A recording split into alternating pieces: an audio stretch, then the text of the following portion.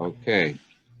Our next talk is Lucas Böttcher, using excess deaths and testing statistics to improve estimates of COVID-19 mortalities.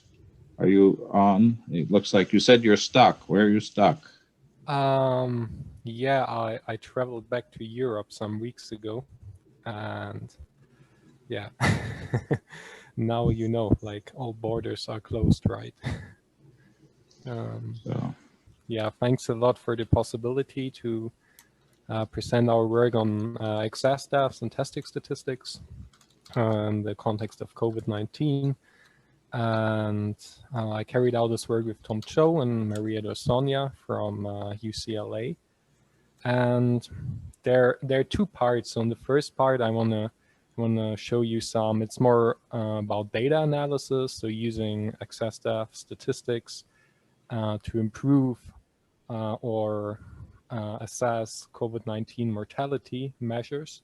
And in the second part, I want to briefly talk about using statistical testing models to correct for some of these testing errors and testing uncertainties in COVID-19 case numbers or reported case and death numbers.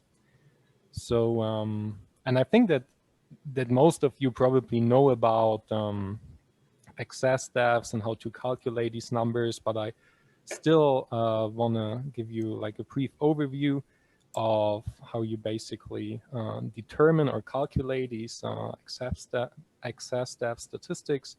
So imagine that you have a certain jurisdiction and you're given like weekly or daily death numbers over a certain time period, let's say for the past 5 or 6 years or so.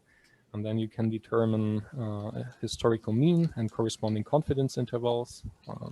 As you can see here, the darker gray solid line and the lighter gray shaded areas. And then you overlay it with current mortality data, and you just calculate the difference between your current mortality and the historical mean. And sometimes to get the like excess deaths in a certain time interval. And then of course you can integrate over a certain time horizon and you get some cumulative numbers. And sometimes, so what you also find in some CDC reports or data like source files that they provide, sometimes they also calculate differences between the current mortality values and some upper or lower bounds of the confidence intervals. So you have to be a bit careful. Like even if people talk about excess death statistics, they sometimes use different definitions.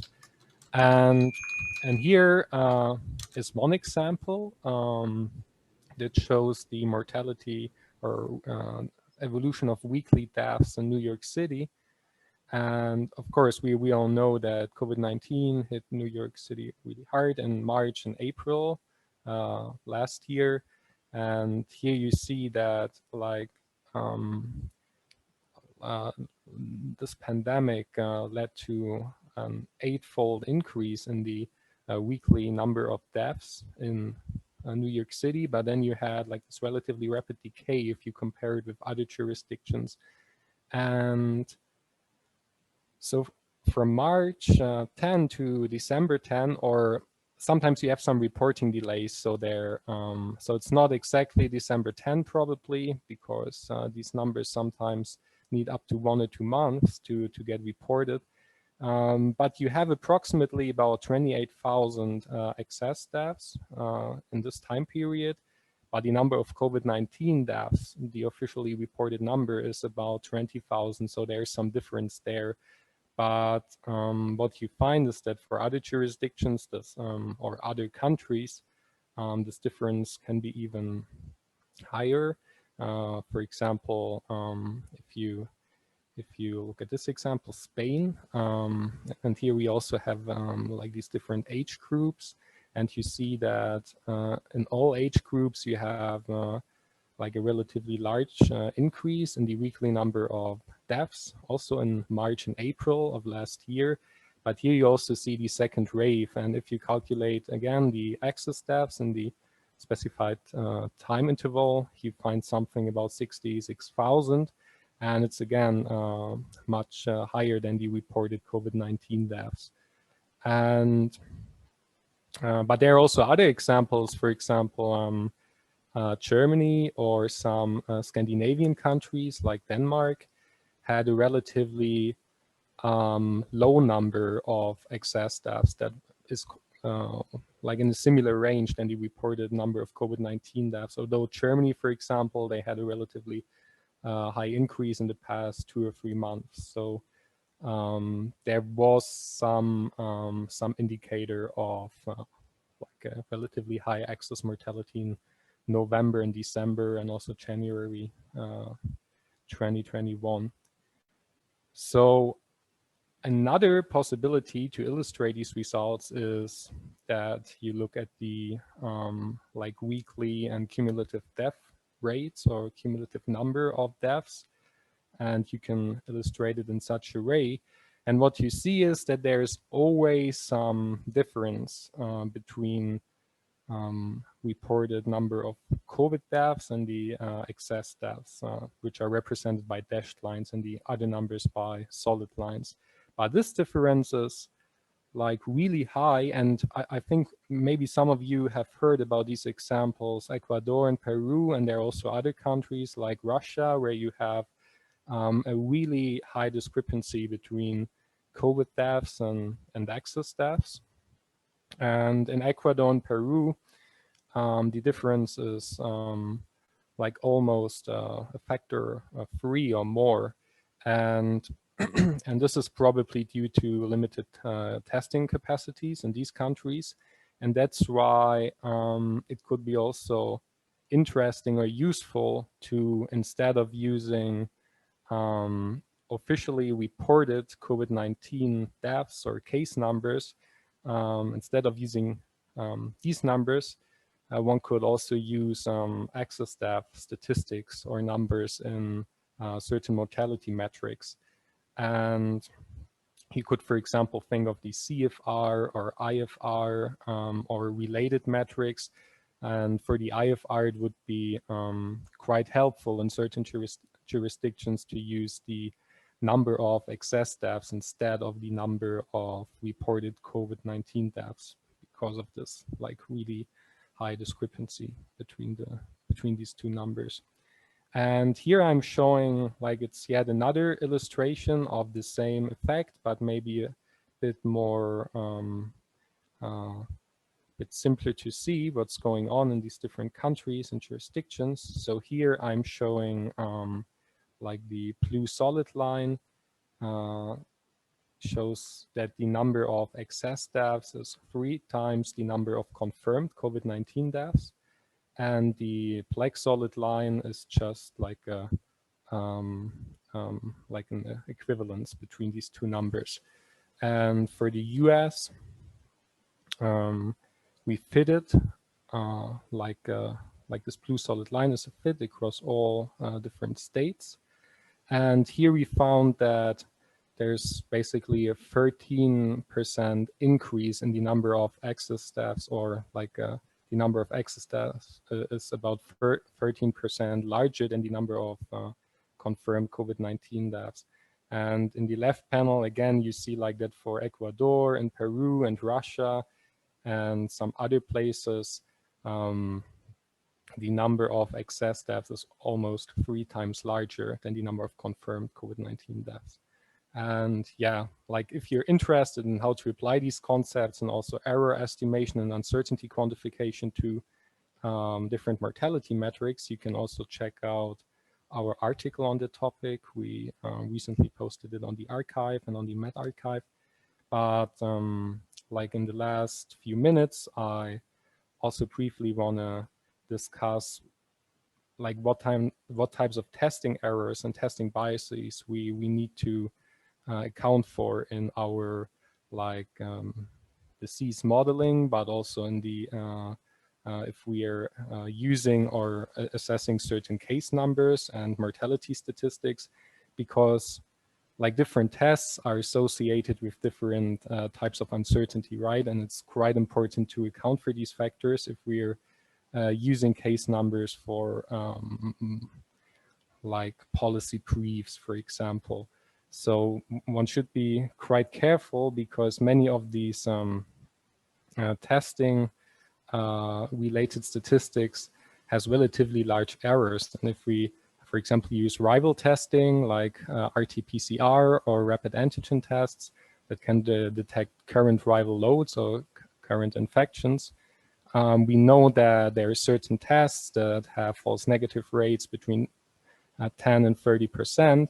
But if you're using throat swabs, for example, like these values can be like quite large, up to almost 70%.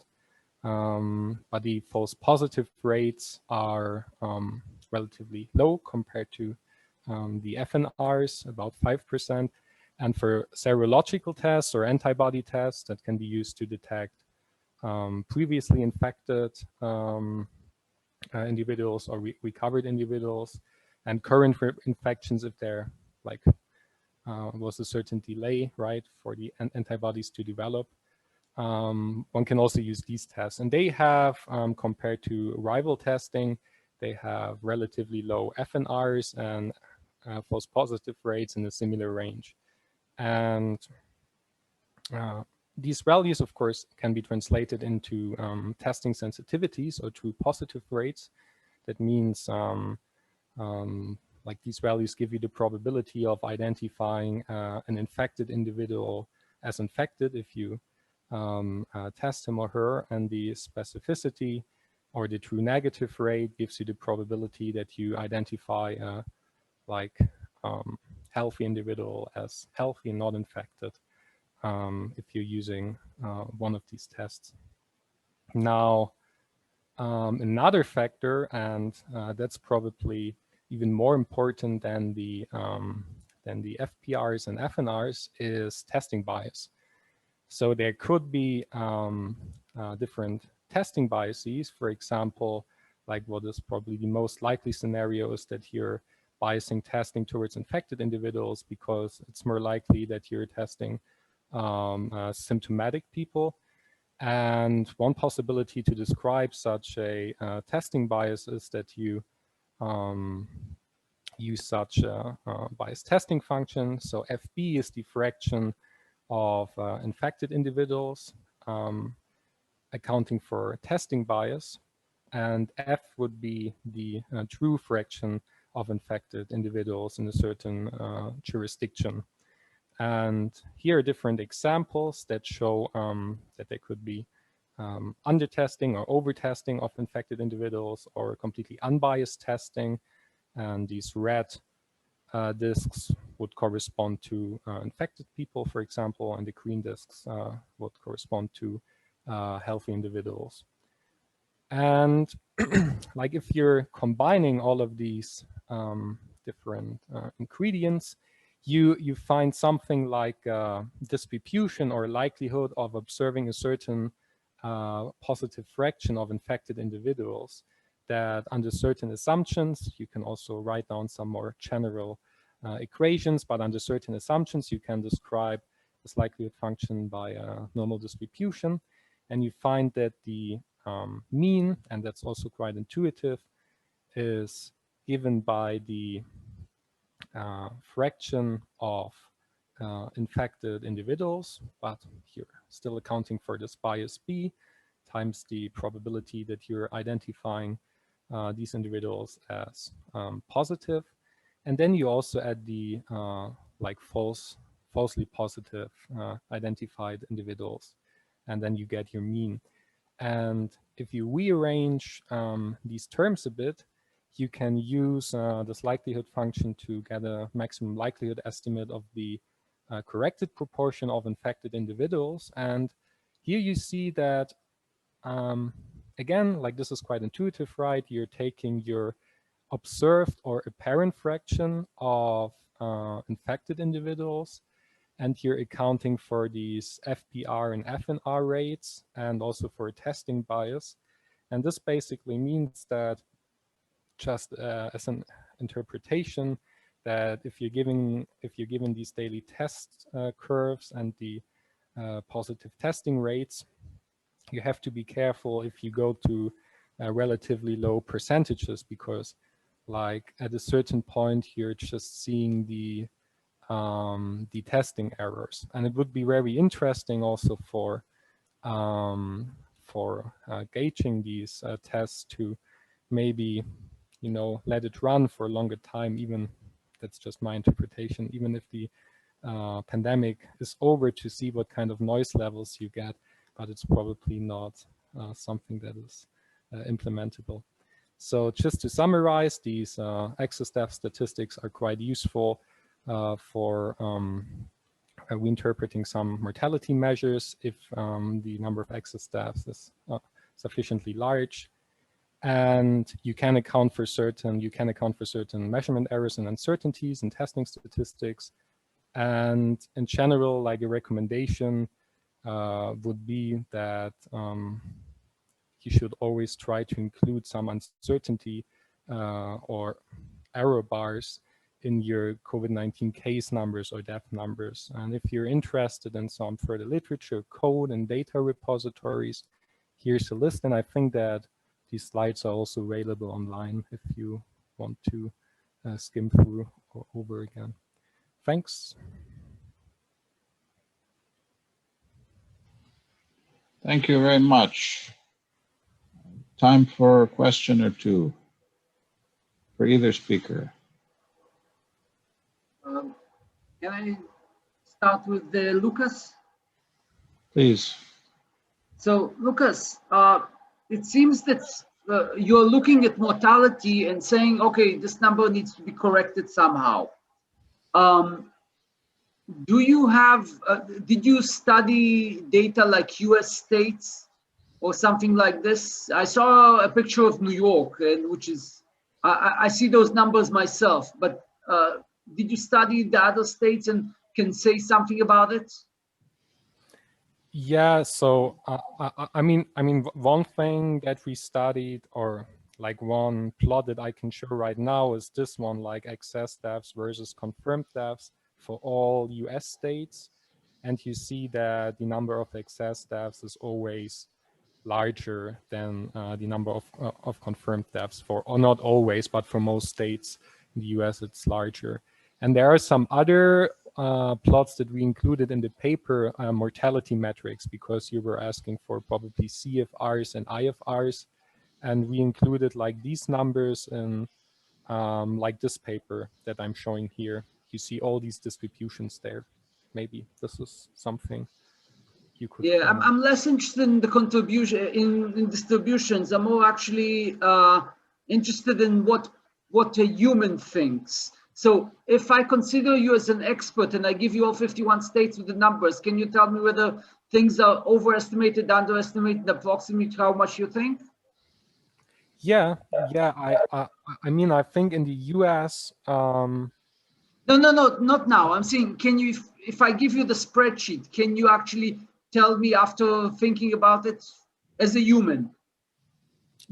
I think so. So if you have historical mortality data and you have like current mortality data, and you can also say something about other factors, for example, like something that some people always ask about is traffic accidents and things like that, you can get some relatively accurate estimates of the actual number of deaths compared to reported disease-induced deaths. So that's possible. Yeah. Okay, great. Because I'll be following up with you. You'll get an email from me. Okay, thanks. I need several experts like you. Okay. Is there one other quick question? If not, I'll turn the meeting over to Reinhard. And people are certainly welcome to talk to our speakers individually, offline. Everyone has contact information. Again, I appreciate people's patience with the very short format.